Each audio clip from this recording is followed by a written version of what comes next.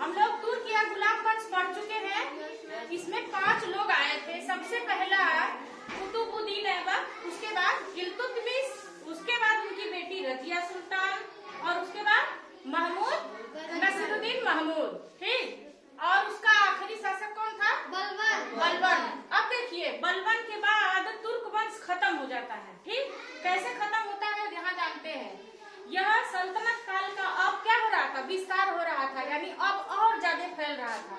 तो जब आपको पता ही है कि हम बताए थे कि इक्ता यानी प्रांत होता था, उसमें जो मालिक होता था उसे इक्तादार कहते थे, ठीक है ना।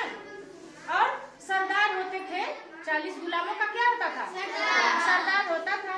अब क्या हुआ, जैसे ही बलबन की मृत्यु हुई तो सरदार और तुर्क जितने भी राजा थे आपस में क्या करने लगे? लड़ने लगे।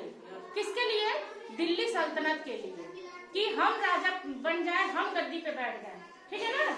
जितने भी तुर्क के वंश थे वो, और एक तरफ सरदार जो अफगानिस्तान से आए थे, खल्ज नामक स्थान से। किस नामक से?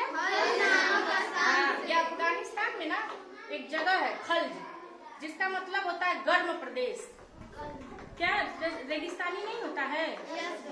अफगानिस्तान, ये सऊदी अरब, ये सब गर्म प्रदेश है ना, यहाँ गर्मी ज्यादा रहती है, तो इसीलिए इसे खल्ज कहते थे। क्या कहते थे? खल्ज। वहीं से ये लोग आए थे, इसी के नाम से इनका नाम बन गया खिलजी। क्या बन गया? खिलजी। अब उनके सरदारों में और तुर्क के राजाओं में युद्ध हुआ, और युद्ध में किसकी जीत हो गई? सरदारों की, यानी खल्जों की जीत हो गई। अब किसका शासन चालू हो गया? नहीं, तुर्क तो खत्म हो गया ना।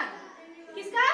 खिलजी वंश का शुरुआत हो चुका है। और इसके जो सबसे पहले राजा थे, यानी कि खिलजी वंश की स्थापना किसने किया? जलालुद्दीन फिरोज खिलजी, ठीक। उनका एक भतीजा था अलाउद्दीन खिलजी, ठीक।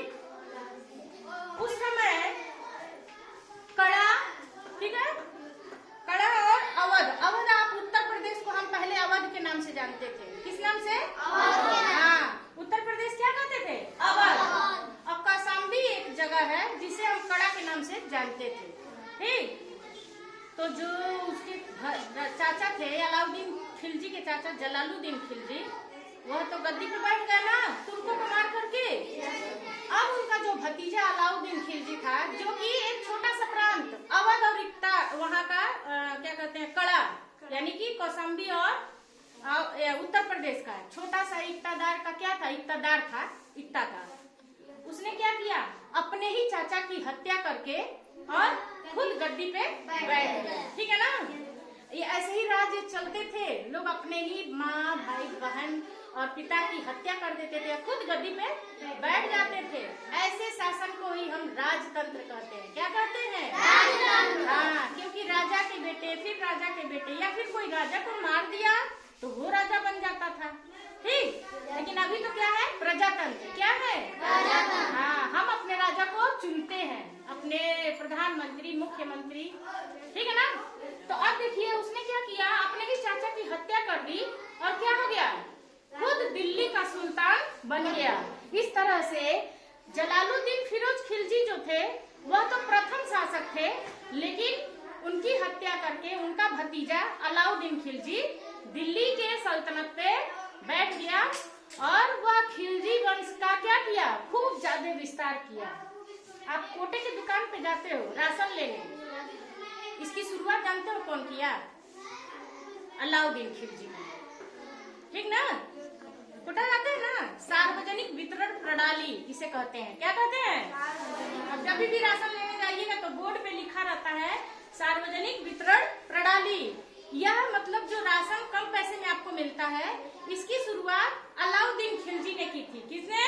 अलाउद्दीन खिलजी। हाँ। और जो अभी भी पुलिस वाला ड्रेस लोग पहनते हैं ना, तो वो भी अपने पुलिस और सैनिकों को ड्रेस देता था, जिसे उस समय में हुलिया के नाम से जाना जाता था। क्या?